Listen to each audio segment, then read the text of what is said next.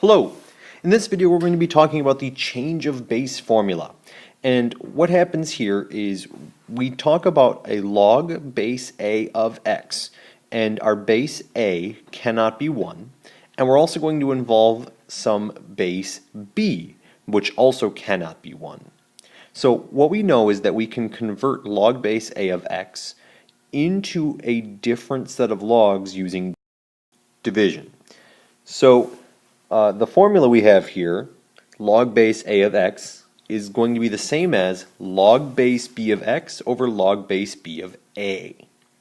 And so what we do, we notice that our base changed from a to b.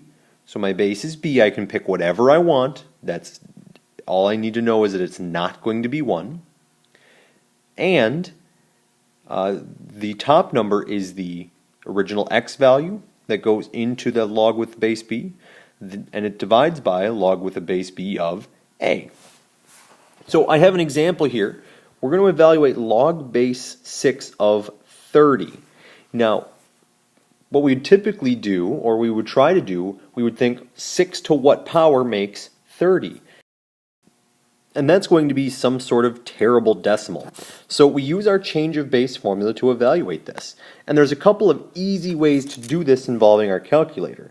We can do it using our common log, which means I'm going to make my base 10.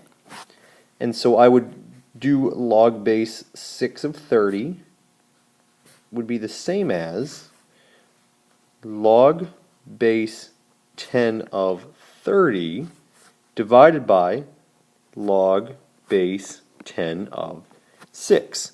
And my calculator can perform both of these operations for us. I literally just type in log 30 divide log 6 in the calculator, and it's going to give us our approximation, which is 1.898. So log base 6 of 30 is approximately 1.898.